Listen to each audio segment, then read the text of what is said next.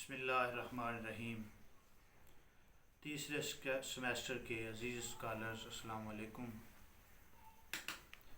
امید ہے کہ آپ سب خیریت سے ہوں گے اور اپنے تعلیمی معاملات کو بخوبی سمجھ رہے ہوں گے، نمٹا رہے ہوں گے اور اپنے تعلیمی جو معاملات ہیں انہیں اچھی طرح دیکھ رہے ہوں گے۔ یہ اس لیے ہے کہ چونکہ آپ نے جب ایم فل کا انتخاب کیا اور پھر اردو زبان و ادب کے ساتھ اپنا اختصاص کیا ہے، مخصوص کیا ہے اسے، تو پھر لٹریچر یا ادب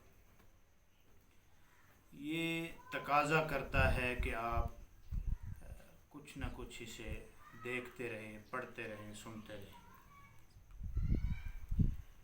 ہمارا پرچہ جدید شعری ادب جو تیسرے سمیسٹر کا پہلا پرچہ ہے، یہ اب انشاءاللہ اپنی منزل کی طرف رواں دواں ہے۔ جدید شعری ادب ایک بڑی اصطلاح ہے اور جدید شعری ادب میں بہت سارا ادب جو ہے وہ آ جاتا ہے، لیکن ہم یہاں صرف امتحانی نقطہ نظر کے حوالے سے دیکھ رہے ہیں۔ ہم نے چند شعراء کو شامل کیا ہے اور اس سے پہلے جدیدیت کے بنیادی مباحث انہیں بھی مختصر کر کے دیکھنے کی کوشش کر رہے ہیں۔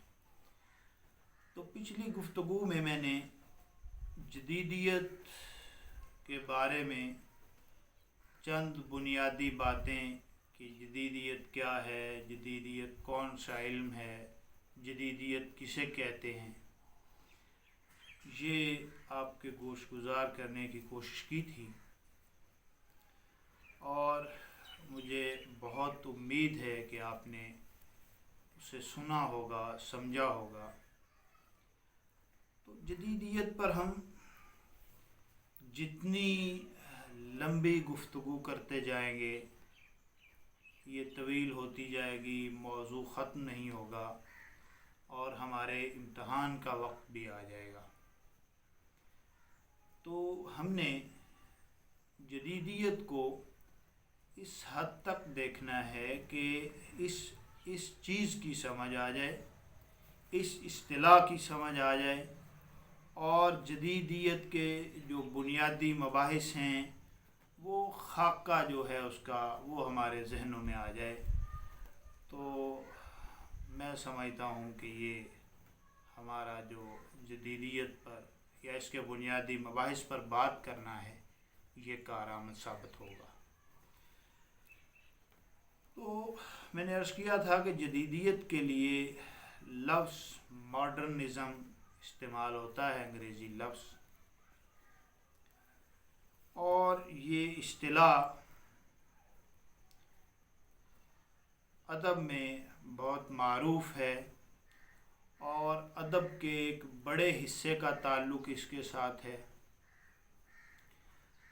تو میں نے یہ بھی عرض کیا تھا کہ معاشروں اور فنون اور ادب میں جو تغیر کا عمل ہے، جو تبدیلی کا عمل ہے، بدلنے کا جو عمل ہے، یہ ہمیشہ جاری رہتا ہے۔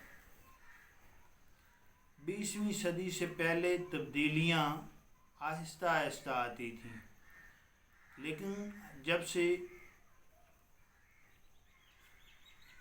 21ویں صدی کا اور 20ویں صدی، خود 20ویں صدی کا، اس سے پہلے تو تبدیلیوں کی رفتار بہت آہستہ تھی، لیکن 20ویں صدی کے آغاز اور پھر اب 21ویں صدی میں تو انتہا ہو گئی ہے۔ اور دیکھیے کہ پھر ان تبدیلیوں کو نقطہ عروج تک، ابتدا سے لے کر نقطہ عروج تک پہنچنے میں اور پھر انتہا تک پہنچنے کے لیے صدیاں نہ سہی تو پوری پوری ایک ایک صدی جو ہے وہ لگ جاتی تھی۔ 20ویں صدی کی آشوبی ہلچل اور ایک انتشار کی فضا، نفسا نفسی کا عالم جو ہے، اس میں تبدیلی کی رفتار اتنی تیز ہو گئی کہ کچھ بھی اب مکمل نہیں رہتا، اپنا نقطہ عروج کو پہنچتا ہے، زوال کو، اور اس عمل میں بہت تیزی آ گئی ہے۔ کوئی تحریک اپنے تکمیل کو پہنچنے سے پہلے ہی وہ تخریب کا شکار ہو جاتی ہے، منہدم ہونے لگتی ہے، ٹوٹ پھوٹ کا شکار ہو جاتی ہے۔ اب دیکھیے، اس میں کوئی شک نہیں کہ جدید عہد برا یا بھلا جیسا بھی ہے، واقعی ایک انوکھی کیفیت کا حامل ہے اور سیماب صفت بھی ہے۔ اب جدیدیت کے بارے میں صحیح بتانا یا یہ ہے کہ یہ تو جدیدیت کی جامع تعریف ہے، آخری بات ہے جدیدیت کے بارے میں، خام خیالی ہے۔ دیکھیے، علم میں نئی نئی باتیں، نئی نئی چیزیں یہ سامنے آتی رہتی ہیں، کسی کی بات حرف آخر نہیں ہو سکتی۔ تو جو تحریک ہر 10 سال بعد اپنی ایک جو اس کی ایک فضا ہے اس کو بدلتی ہے، اس کے جو کام ہوتے ہیں ان میں تبدیلی آ جاتی ہے، تو جدیدیت پر اظہار خیال کرنے والے یہ کہتے ہیں کہ اس کے 2 رخ ہیں۔ ایک تو تاریخ کے مسلسل کا وہ انقطاع جس کے نشاط ثانیہ کو تشکیل نو جب اس کی ہوئی تو اس دور سے الگ کیا گیا اور نئی دنیا کو جنم دیا گیا جو ہماری جانی پہچانی ہے۔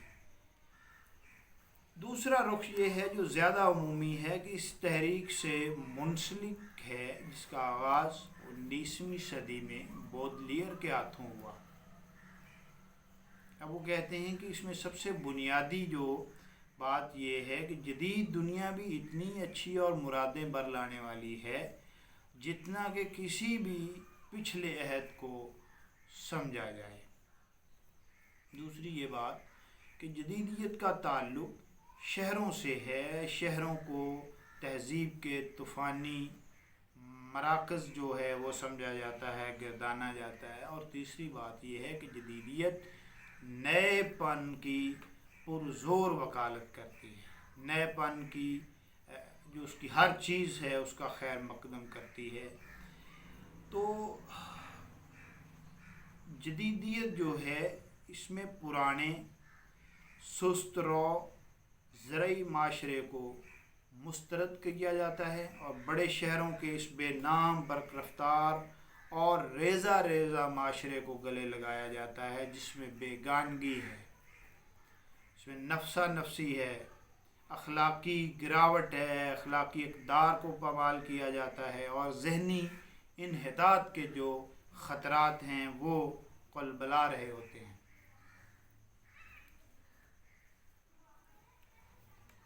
دیکھیے، اب جدیدیت میں نے عرض کیا تھا پچھلی گفتگو میں بھی، اس کا تعلق زمان و مکان سے ہے، اس لیے اس کی حیثیت جو ہے وہ اضافی ہے، لہٰذا اس کی تعریف بھی زمان و مکان کے حوالوں سے ہی ممکن ہے۔ ہر عہد ہے وہ اپنے تاریخی شعور اور سماجی تجربہ کی بنیاد پر جدیدیت کا ادراک کرتا ہے۔ اس لیے بدلتے ہوئے معاشرے میں جدیدیت کے بدلتے ہوئے تجربات ملتے ہیں یہ ٹھوس معروضی صورتحال کا نتیجہ ہوتے ہیں۔ دیکھنا یہ ہے کہ اس عمل میں جو مختلف زمانوں میں مختلف ہوتا ہے، جدیدیت کا اس کے ساتھ مجموعی طور پر کیا تصور بنتا ہے، اس کے ساتھ کیا تعلق ہے۔ جدیدیت کے اس کردار ہی سے ہم اس ادبی اصطلاح کے معنی اور تصورات کا احاطہ کر سکتے ہیں۔ ہر عہد اپنے ادبی تجربہ کی بنیاد پر اپنے عہد کے تہذیبی، ثقافتی، سیاسی اور معاشی ادراک سے حاصل ہونے والے فلسفہ پر رکھتا ہے۔ جدیدیت ایک نئے تجزیاتی، نئے تجرباتی دور کا نام ہے، اور ہر تجربہ جو ہوتا ہے اس کی حدود اس کے عہد کے مسائل سے متعین ہوتی ہیں۔ تجربے میں چاہے کتنی ہی وسعت کیوں نہ ہو، اس کی وسعت کی بھی بہرحال کوئی حد ہوتی ہے۔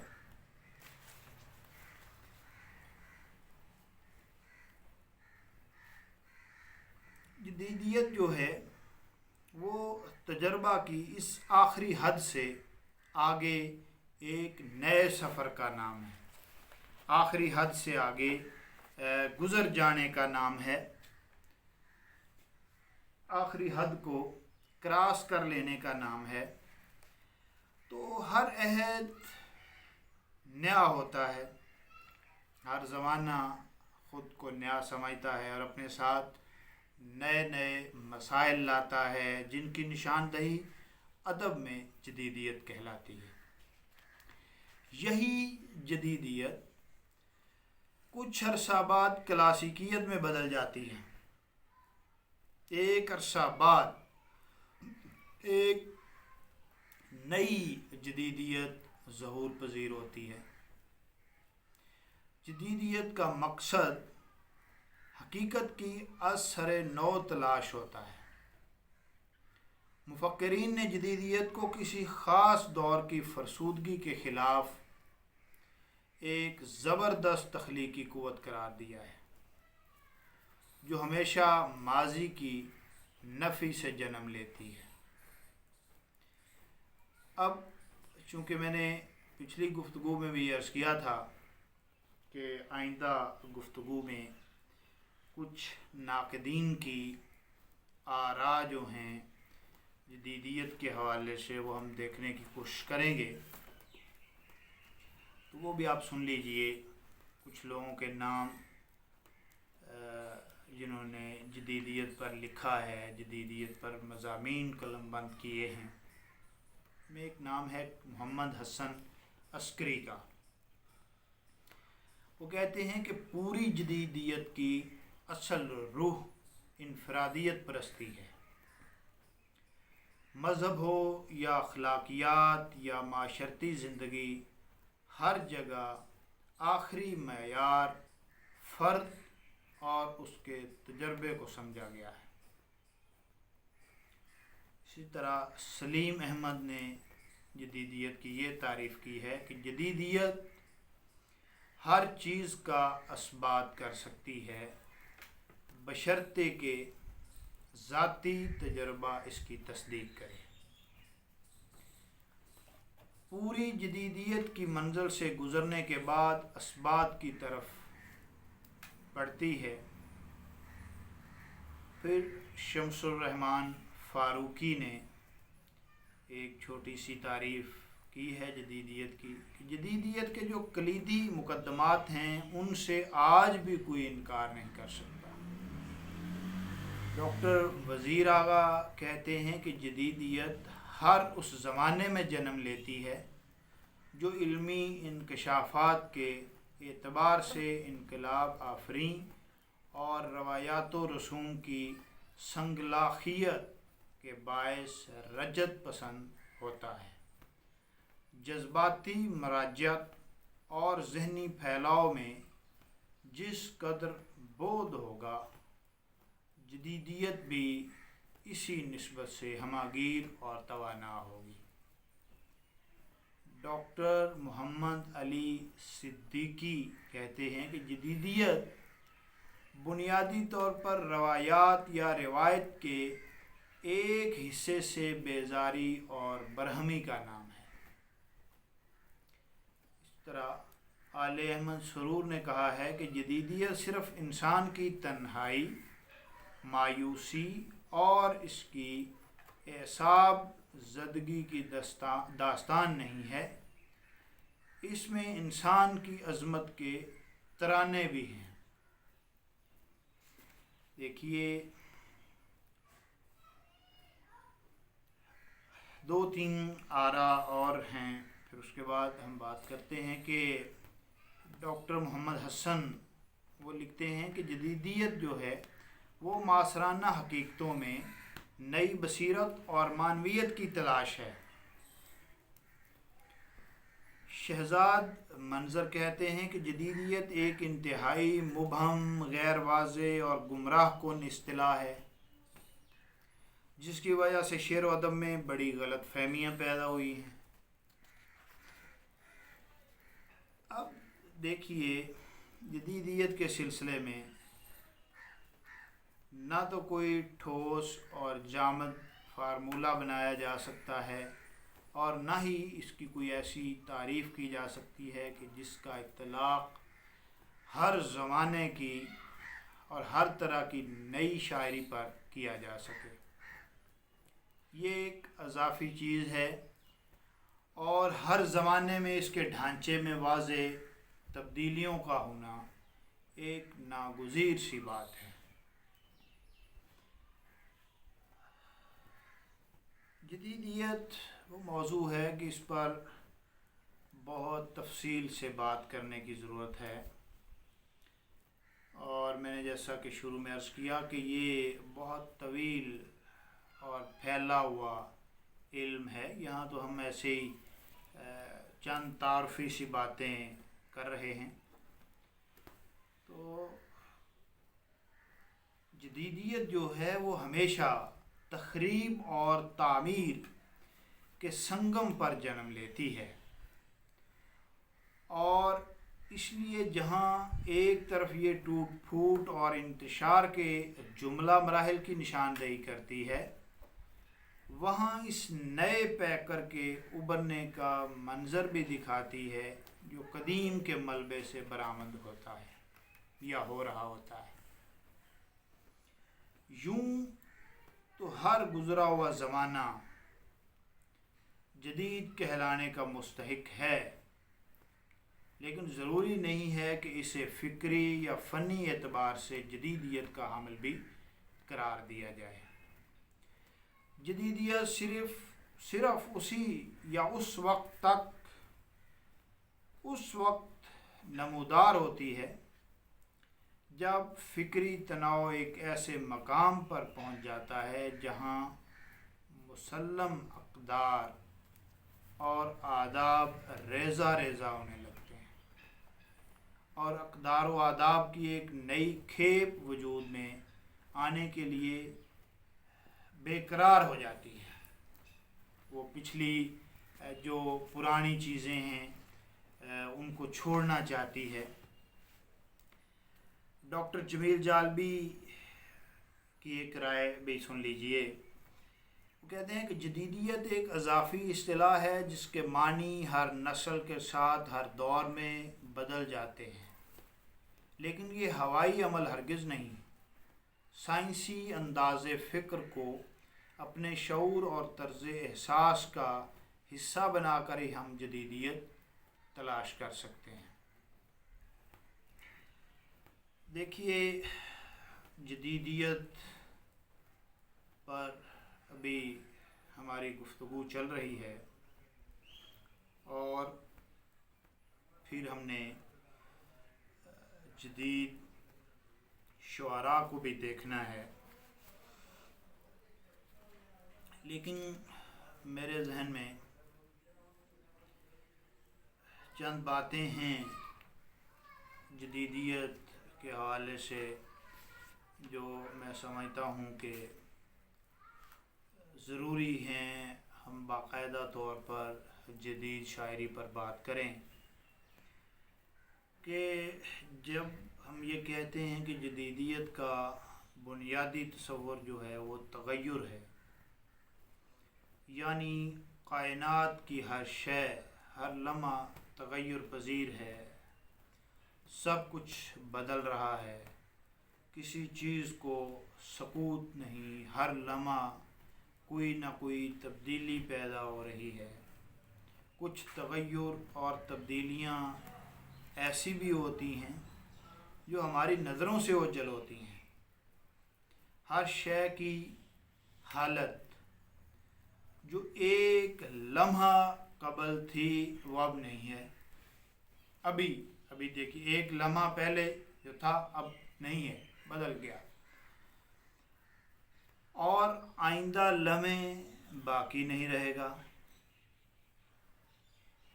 تو جدیدیت، پھر ہم یہ کہہ سکتے ہیں کہ جدیدیت جب جدید ہے تو یہ اتنی ہی قدیم بھی ہے جتنی انسانیت۔ یہ کوئی جدید شے نہیں ہے کہ جدیدیت جدید شے ہے۔ انسانیت جتنی پرانی ہی اس کی تاریخ ہو سکتی ہے کہ ہر نیا عمل، ہر نیا لمحہ، تو جدیدیت کے اظہار کے طریقے اور ذرائع یہ بدلتے رہتے ہیں۔ افکار اور واقعات تاریخی تناظر میں قدیم اور جدید ہو سکتے ہیں، لیکن اپنے مقام اور عہد میں تغیر آفرینی افکار اور واقعات جدید یہی تھے۔ جو جدیدیت کہلاتا ہے وہ یہی ہے جو اس دور میں نئے واقعات ہو رہے ہوتے ہیں، جو اس دور میں نئی چیزیں سامنے آ رہی ہوتی ہیں، اس دور کی نئی چیزیں جو وجود میں آتی ہیں۔ تو اگر جدیدیت کے منشور کا مینیفیسٹو جو ہے اس کا ہم ایک خاکہ بنائیں تو ایسے بنے گا کہ سب سے پہلے تو اس میں اعلانیہ تجربیت ہوتی ہے، پھر خارجی بے حیاتی کو اپنانا، جہاں شعری آہنگ جو ہے وہ توڑ پھوڑ کر نیم نثری کر دیا جاتا ہے، ابہام کی ضرورت پڑتی ہے، حسن و توازن کو توڑا جاتا ہے، جزیات نگاری پر زور دیا جاتا ہے، خوابوں اور شعور کی رو جو ہے اس کو پراسرار بنایا جاتا ہے، جذباتیت پر زور دیا جاتا ہے، نیچرلزم کو اپنانے کی کوشش کی جاتی ہے، اور پھر ایک اجنبیت اور ازلی جو تنہائی ہے اس کا احاطہ کیا جاتا ہے۔ تو جہاں تک جدیدیت کی عصری فکر کا تعلق ہے، تو اگر یہ پوچھا جائے، یہ بات کی جائے کہ جدیدیت کب سے شروع ہوئی، تو یہ جواب دیا جا سکتا ہے کہ 20ویں صدی میں پہلی جنگ عظیم اور دوسری جنگ عظیم کے درمیان جدید رجحانات ابھرے، اور اس سے پہلے بھی چونکہ اس طرح کے رجحانات تھے، لہٰذا یہ جدیدیت کا نقطہ آغاز ہے۔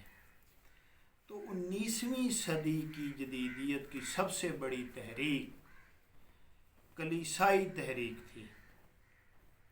اگر ہم اردو ادب میں جدید رجحانات کا احاطہ کریں تو یہاں بھی ہمیں 19ویں صدی کے نصف کے بعد آثار نظر آئیں گے۔ اگر اس کی تعریف مختصر کی جائے یا اس بات کو ہم مختصر کر کے دیکھیں تو یہ ہو سکتا ہے کہ اپنے عہد کی زندگی کا سامنا کرنے اور اسے تمام خطرات و امکانات کے ساتھ برتنے کا نام ہے۔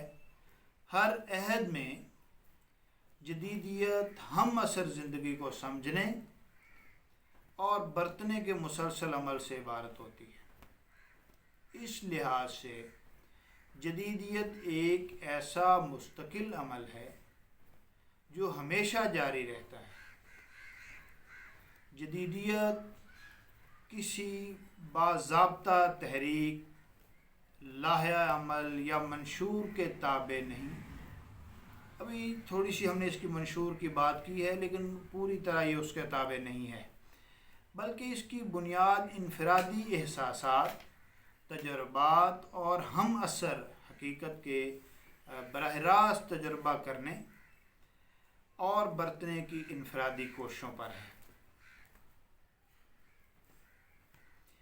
روایت سے رشتہ قائم رکھنے کے باوجود ہر زمانے کی جدیدیت روایت سے انحراف بھی کرتی ہے۔ ایک طرف روایت کے ساتھ رشتہ جوڑا جاتا ہے اس کا، اور دوسری طرف یہ ہے کہ یہ روایت سے انحراف بھی کرتی ہے۔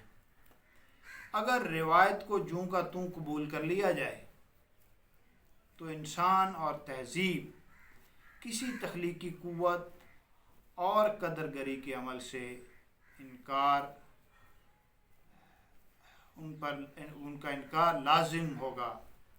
روایت سے انحراف کی روایت کی توسیع بھی بن سکتا ہے، اور اس سے مکمل بغاوت بھی بن سکتا ہے، اس سے مکمل الٹ بھی یہ چیز ہو سکتی ہے۔ اگر روایت سے انحراف کا عمل جاری نہ رہے تو پھر ہم جدیدیت کے لیے کوئی جواز پیش نہیں کر سکتے اور نہ ہی کر سکیں گے۔ جدیدیت روایت کی توسیع بھی کرتی ہے اور نئی اقدار کی تشکیل بھی کرتی ہے۔ جدید ادب جو ہوتا ہے حقیقی زندگی کو برتنے کا نام ہے۔ وہ تصویر کا صرف ایک رخ نہیں دکھاتا، وہ جانتا ہے کہ جہاں زندگی حقیقی خطروں سے بھری ہوئی ہے وہیں حقیقی امیدوں سے بھی لبریز ہے۔ تو ماڈرنزم جو ہے اس کا اردو ترجمہ جدت پرستی بھی کیا جاتا ہے یا تجدد پرستی بھی کیا جاتا ہے، لیکن اردو میں جدیدیت ہی زیادہ معتبر سمجھا جاتا ہے۔ تبدیلی زندگی کا قانون ہے، اس لیے جدیدیت ایک مستقل چیز بن گئی ہے، کیونکہ زندگی کے ساتھ اس کا تعلق ہے، لہٰذا اس کا وہ ہے بھی، چونکہ مستقل زندگی کا عمل چلتا رہتا ہے، اس لیے جدیدیت جو ہے اس کا عمل بھی چلتا رہتا ہے۔ سکون محال ہے قدرت کے کارخانے میں، ثبات ایک تغیر کو ہے زمانے میں۔ تو قدرت کے کارخانے میں جو سکون محال ہے، یہی جدیدیت کا پہلا اور آخری نقطہ ہے۔ اردو ادب میں جدیدیت کی تحریک 20ویں صدی کی تیسری دہائی سے شروع ہوئی، مگر اس سلسلے میں کچھ غلط فہمیاں بھی ہیں۔ بعض لوگوں کا خیال ہے کہ جدیدیت کا آغاز انگارے، آپ جانتے ہیں کہ کی اشاعت اور پریم چند کے خطبے سے ہوا، اس لیے جتنے جدیدی رجحانات بعد ازاں سامنے آئے وہ سب ترقی پسند تحریک کی دین ہیں، لیکن انگارے کی اشاعت سے قبل ہی جدید جو رجحانات ہیں وہ اردو ادب میں داخل ہو چکے تھے۔ 1960 کے بعد جدیدیت میں جو صلاح الدین احمد کے ادبی دنیا نے وہ رسالہ جو ہے اس نے اہم کردار ادا کیا اور بکھرے ہوئے جدیدیت پسند ادباء کو ایک پلیٹ فارم پر اکٹھا کیا۔ تو انشاءاللہ یہ گفتگو ہماری چلتی رہے گی، چونکہ ابھی تک جدیدیت پر کچھ باتیں ہم نے مزید کرنی ہیں، جدیدیت کو مزید ہم نے دیکھنا ہے، اور پھر ہم انشاءاللہ جو جدید شعراء ہیں ہمارے سلیبس میں، انہیں دیکھنے کی کوشش کریں گے۔ تو آپ سے یہی گزارش ہے کہ جدیدیت کے متعلق آپ اپنے طور پر ضرور دیکھنے کی کوشش کیجیے۔